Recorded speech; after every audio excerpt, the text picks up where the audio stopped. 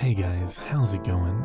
This is Natinator. Welcome back to your weekly dose of creepypasta. No new updates this week, so we'll get right into the story after thanking the members of the coven over on Patreon. Shoutouts as always to the disciples, Tiffany, Backwards D-Dog, Vera Ohio, Teddy Dog, Patrick White, Backa Puff, Bubbly Panda, Sammy Sammer, Auntie Pat, and Occupied America. Thank you guys so much. You're really the best. I appreciate you all.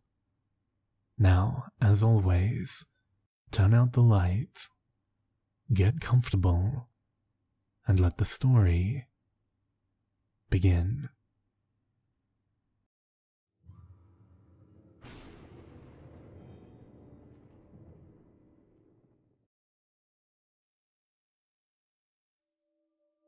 I grew up in a tiny town in Vermont. Tiny in terms of population, not size. There were huge, sprawling farms and wooded areas, but almost no people. More cows than people, which is a standard for a lot of small towns in Vermont. So, clearly, not the most fun in the world for a kid who was sick of freezing winters and awful balmy summers, surrounded by boring Vermonters that didn't have many kids my age. My only close friend was Tina, who was a year older than me. We spent almost all our time with each other, constantly dreaming about life outside of Vermont. The people in our town were strange folk, different than in other places. One thing I didn't realize about small towns until I moved to the city is how incredibly superstitious people in towns like mine could be. They believed in the strange, the paranormal. They believed in Luvia. Luvia was an older French-Canadian woman who had moved to Vermont when she met her husband, and everyone in town thought she was a clairvoyant. Psychic. Even my parents did. One day, my mother lost her wedding ring. She'd looked around everywhere for it. They called Luvia, and she immediately told them it was under old rotting wood. They looked in the backyard, where my father had been tearing apart a decaying piano he'd found. My mother had helped him one day. The ring was there, under old, rotting wood. After hearing a lot about Luvia from older townsfolk, who seemed to think she was 100% credible, Tina and I decided to go see her one evening, to try to find out whether she could tell us about the future. I was skeptical, but it seemed like a fun thing to do as a joke. So we dropped by her house in the early evening, and she opened the door as we walked up the pathway to her house, before we even had a chance to knock. Tina elbowed me hard in the ribs and whispered that Luvia was clearly a psychic. She sensed us coming to the door. I whispered back that it probably had more to do with her house being full of windows, and the fact that she probably saw us coming from a long way away. Either way, I started to feel strange the minute we got close to her. She was very, very old, very tiny and kind of sunken. Sunken eye sockets and sharp cheekbones and a sort of concave chest cavity. It was more than a little unnerving. But she smiled and was sweet to us, and I started to warm up to her. Nothing about her or her house screamed creepy psychic to me. Just a well-dressed older woman in a cabin-style house. It looked like you'd imagine any typical grandmother's home. Doilies, knitting, family magazines, etc. We told her that we were interested in a clairvoyant reading, and handed her about $20 that we'd scrounged together between the two of us. She led us to her kitchen table and asked which one of us wanted to go first. "What can you tell me about my love life?" Tina asked. Luvia had no crystal ball, tarot cards, or tea leaves. She just closed her eyes and sat silently for about 2 minutes. Then she took a deep breath and said, "Michael Cotton." Tina stared at her for a few seconds until Luvia repeated, "Michael Cotton, the man you're going to marry, Michael Cotton." Tina thanked her and repeated the name to herself a few times. Michael Cotton, Michael Cotton, Michael Cotton. Luvia then turned to me. Whatever you can tell me, I'd like to hear," I said. "It doesn't have to be about my love life or anything." Luvia closed her eyes for a few seconds, but information about me seemed to reach her much quicker than her visions of Tina's husband. She looked straight into my eyes, grabbed my hands, and said, "The thing that will kill you is shedding its skin. The thing that will kill you is sharpening its teeth. The thing that will kill you is washing the blood off of its claws. The thing that will kill you is gathering skins. The thing that will kill you, you won't see it coming." The three of us sat there in silence for quite a while.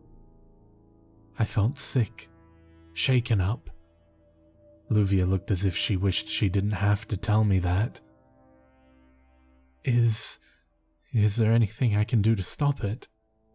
I asked. Luvia slid our money back across the table to us. "No charge for the reading." Tina and I slunk out of Luvia's house quietly. We didn't say a word on the way back to our houses. Tina just found out the name of the love of her life. I got to listen to a horrifying cryptic message about my death. I was 12 years old.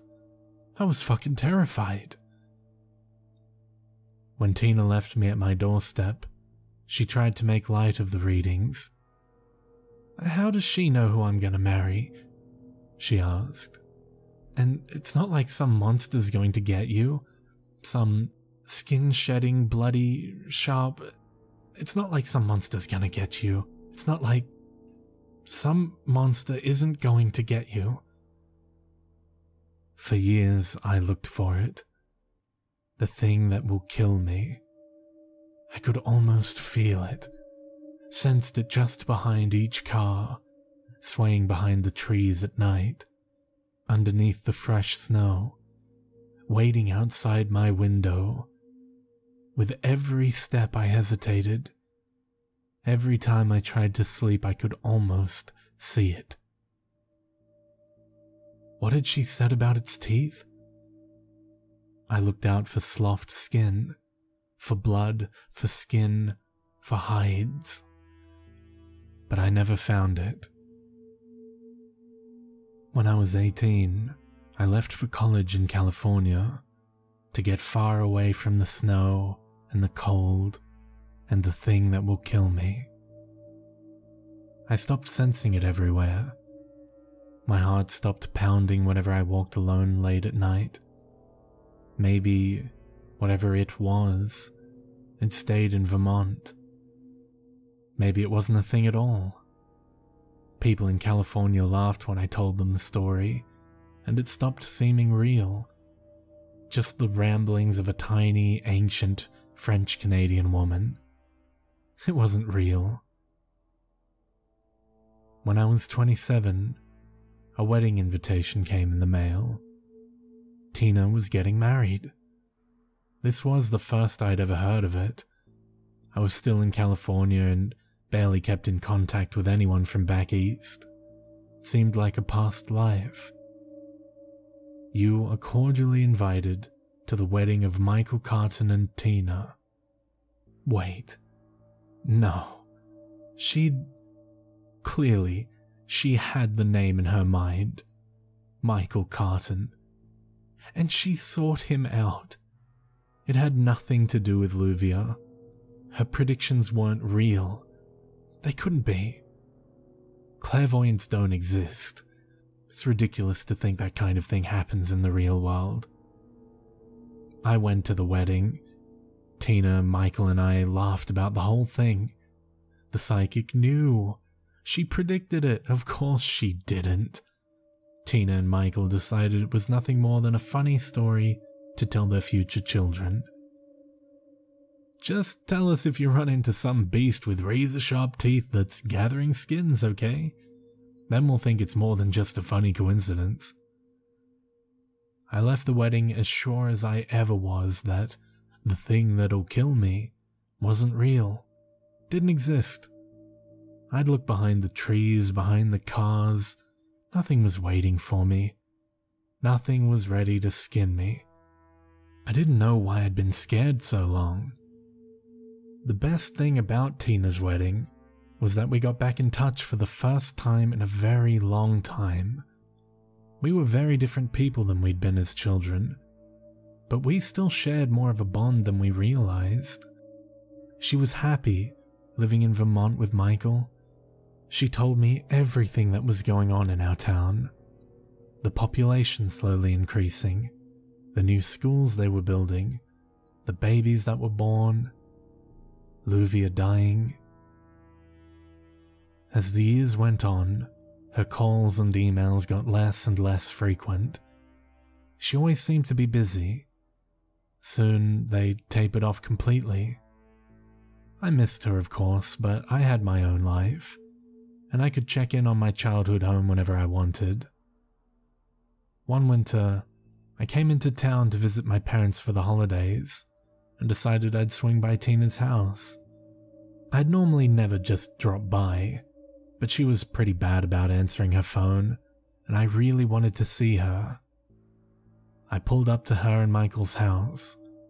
2 cars were in the driveway, so I figured they were both home. I walked up and rang the doorbell. Michael opened it, dressed in several layers and a large coat, as if he had just come in from the snow. He invited me inside. He looked very surprised to see me, and asked if I'd talked to Tina recently. I haven't, actually. Not in several months. Sorry for the invasion, I don't usually just drop by like this, but I was wondering if I could see her. I, figured you'd know, that you'd have heard. She left me a few months ago. Just up and left. Hasn't spoken to me since. Oh God, I said. I'm so sorry, I had no idea. He took off his coat and hung it on a coat rack by the door. Can I take your coat? He asked. I told him it was all right, that I wouldn't be staying long. I was just so shocked she'd do something like that. He was a really good guy. I'm sorry. I was about to get ready for bed.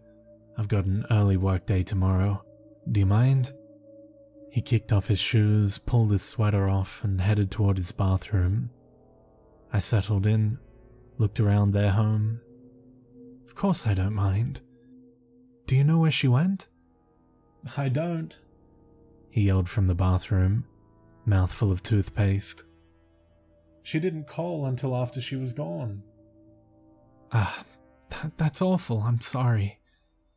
He started flossing, and when he saw me looking toward him, he closed the door for privacy. When I heard the shower water start running, I pulled out my phone, figuring I'd take this time to look through Tina's last messages to me, to see if she gave any hint to where she went, any clue. My phone fell out of my hand as I grabbed it out of my bag, and I saw it drop beneath the couch. As I felt around under the couch for my phone, my hand hit something else.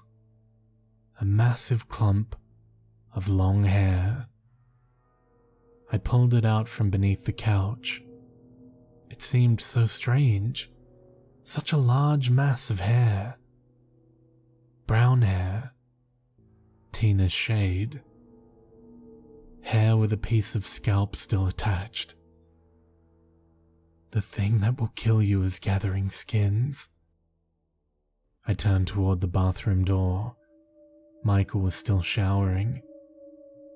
The thing that will kill you is washing the blood off of its claws. Flossing. Brushing.